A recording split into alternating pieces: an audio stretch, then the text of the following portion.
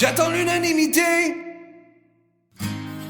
J'accorde en masse le bénéfice du doute. Je sais ce processus démocratique délivrera un jour le monde. La raison que j'ai peur de la mort. Et que ce sera peut-être pas fini si nous sommes des êtres éternels qui devront revivre sans fin. Oh Seigneur, que rien de ça soit vrai. Par contre, je soupçonne que si je retournais dans mon trou,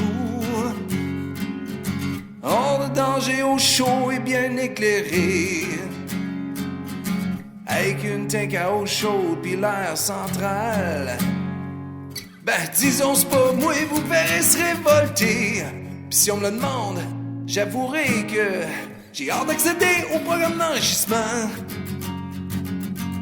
développé pour prolonger nos durées de vie en captivité. J'ai hâte de voir ces gardiens planifiés.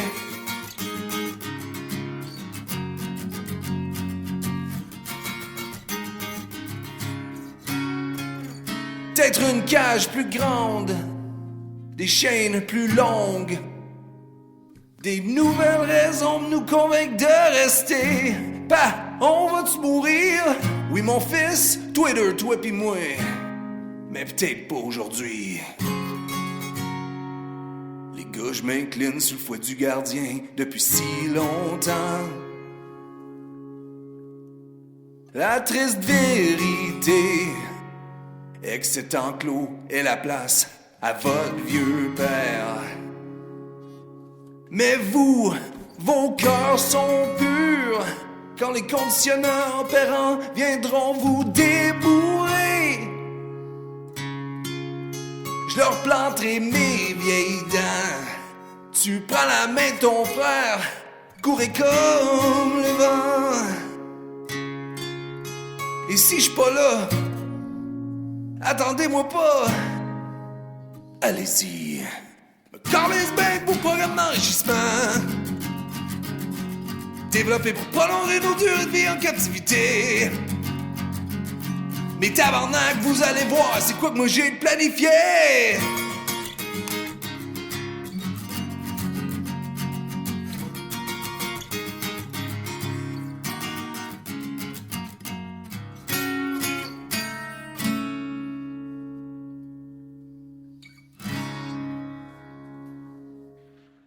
You're listening to Unscripted Moments, a podcast about propaganda. I'm the ghost of Greg Soden, and I am here to talk about the song Adventures in Zoochosis with Mat Comtois, and he has recorded this wonderful French language acoustic version that you're either going to hear before or after this. I mean, likely before.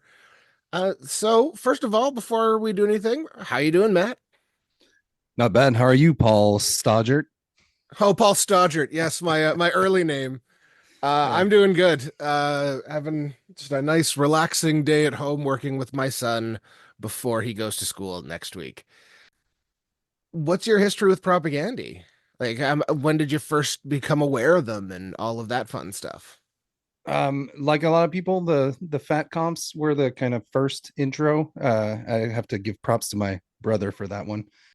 I never got the first two albums. I ended up buying Quantity was like the first CD I ever bought with my own money kind of thing. Oh, I love Quantity.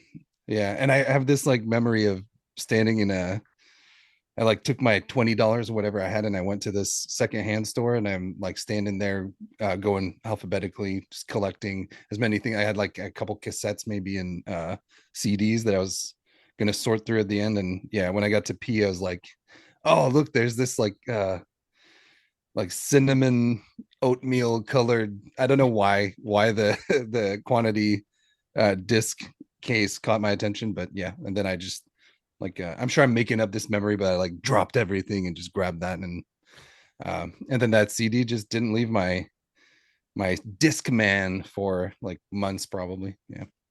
Nice. Quantity is an underrated record. Whenever I see rankings of their albums, sure, it's not a studio album, but it's got the I Spy 10-inch on it.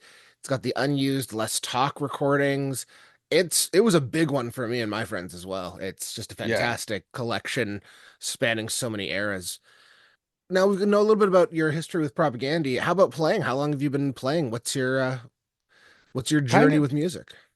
kind of on and off, like in as a kid, like right around the time I was discovering them, I was playing bass in a high school band that never we had the all the band problems where the drummer doesn't show up, the singer doesn't show up, the people are taking turns not showing up. And then that kind of fizzled down. Then I stopped playing music for a little while, kind of like I don't know, until the late 2000s maybe, and then picked up acoustic, and then for a while it was just acoustic only, probably until like 2018 or so. And then so for like about 8 to 10 years I was playing acoustic, not very well, just like, I was pretty comfortable sitting in the campfire skill level, and never really worried about learning scales or anything like that, just playing the songs I wanted to play.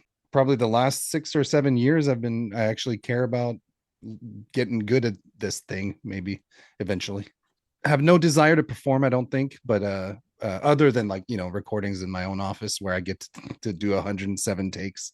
Your cover of Zoochosis is entirely in French, and I just Yeah. wanted to know a little bit about the process of translating Chris Hanna's lyrics into French because he likes wordplay, and wordplay doesn't always translate.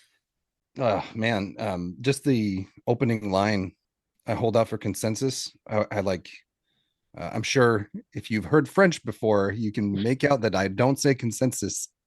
Uh, it just doesn't sound good in French, so I kind of had to like make judgment calls in a couple places where I feel like I couldn't translate it and keep the essence of Chris's words. I went for the same, like the equivalent feeling that the closest I could find. Of course, like I'm not a linguist, so someone who's a professional localization uh, Mhm. person would probably judge my translation a little bit. But with the amount of time I put into it, I'm pretty happy with how it came out, because there's a couple, he throws a couple curveballs in there, like the stick line. He wouldn't shake a stick or something Mhm. like I that's an as a Frenchie, that's an expression I wasn't super familiar with, especially since he's not using it in the way that it's usually used. So like looking it up was kind of a challenge, and I actually pulled in a linguist friend of mine to help me Nice. to just kind of, yeah, she was a bunch of the lines I landed on were thanks to her, because it's easy to use English words, or rather what you think the French version of that word is, and but yeah, it's we call them Englishisms, Mm. um, where Just you're like we misuse. refer to words that are franglais. Yeah, and like I'll use an English word because I need that definition, but it in French context it doesn't make sense or something, unless Mhm. you're, just chatting with a buddy or something. But Yeah. um, Well, I'm a yeah. big fan of people who write music in what's called non-idiomatic English. Like a Mm, band like Satanic Surfers, who are from Sweden. All their stuff's in English, and it's all grammatically and functionally correct, but it's always nice. using weird constructions that, while correct, we would not use. So Huh. there it's doesn't have any of the flow or use of idioms, hence the term non-idiomatic, that you get from North American English. And it's really good and sounds awesome, but it's kind of like the song Whatever by Satanic Surfers is my favorite example of it. And nothing is incorrect in the English. It just sounds weird because we would never speak that way. Yeah, that's awesome. Mhm. So you are a francophone, if I'm not mistaken. Yep, that's right. And so you are from Montreal, is it? But now you're in Seattle? Sort of. I'm from Steve actually mentioned my hometown Ooh, in his list of greatest poutine spots. nice. Um, but yeah, it's a small town, well, smallish, medium-ish town called Chateauguay. It's like 20 minutes outside Montreal. Yeah. So going back to the recording, so you recorded this acoustically. Yep. What was sort of like your setup and process for that? Like, did you just throw up a couple of mics and give her, or did you sort of have to lay it out in a certain way? I think like I kept doing take after take, and I don't have the mic I used in the room, but it's the AT 2020. I think Oh yeah. it's like a pretty like budget entry level condenser mic. I think I wound up like I was like doing take after take, deleting, trying to do punch-ins, and then the punch-ins never like, not that the recording sounds the best, but you could clearly tell there was a punch in, like it sounded different because I couldn't reproduce the perfect Mhm. environment that I had the first time or whatever. So I ended up one day just kind of starting from scratch, and I did 2 guitar tracks, and then a couple takes of vocals, and just kind of, but yeah, it's like what you're hearing is, well, other than because I know you did some mixing with it, well, some, I don't know why I said some, but uh so what you're looking at is basically just 3 tracks, like I did them all in one shot, Nice. and I was just like, I'm done this. Yeah, I think you and I actually had a little chat about how to make punch-ins work when you Yeah, were still yeah, trying to do the punch-in thing. And yeah. punching in by yourself can be tough because if you want to get your sort of vibe going, you got to be able to hit the punch-in button and get immediately to playing, or be really good at doing your crossfades between your edits. That's a little bit i of didn't recording nerdery. I didn't even know what a punch-in was, so Oh, there I you didn't go. have I didn't have the words to look it up. I knew what I wanted to do, but I didn't know what to call it, so chatting with you was so helpful. When I was in recording school, we had to punch in on tape, where you cannot really do that by yourself without a foot switch, Mm, because you basically have to get the whole thing, the whole track going as it is, start playing along to it, and hit a foot switch to punch in your part, and then hit a foot switch to punch back out, or else, because you can't crossfade and expand, and you have to hit them all perfectly. Oof, it was a pain. yeah, that sounds But I got to work on a beyond tape machine, so that was yeah, awesome. yeah. And yeah, I'll just dip in on the mixing. I didn't do a ton. I just did a little bit of EQing, a little bit of compression, added some reverb. Didn't do any auto tuning, although I did send you one version with insane harmonies from a Oh, that's right. plugin that Yeah. I will never use because they sounded weird and crazy, but not what I'd call good. I mean, But that's it the there. plugin. I could think of different songs that might work better. Yeah, it's not Zoochosis. Yeah, That's yeah. not the right one for it. So why is it specifically though that you chose Zoochosis? Like what is it about Zoochosis that grabbed you for this? It's Outside of the fact that it's uh just a great song. yeah, it's I think I want to say it's weird because it's like the first time I played that CD, or well, I had the digital, but the first time I got to Zoochosis and the song ended, I was like, wait, no, no, no, no. And I replayed it immediately. Like, um, I usually especially with Propaganda, I let the whole album play out.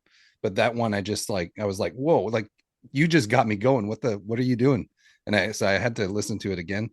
And I feel like that kept going for probably the first couple of weeks I listened to that album. I kept, whenever I got to Zoochosis, I would play it again. I didn't know why. And then the lyrics are, I guess when Chris gets that dramatic and that theatrical, it just like, those tend to be my favorite tracks.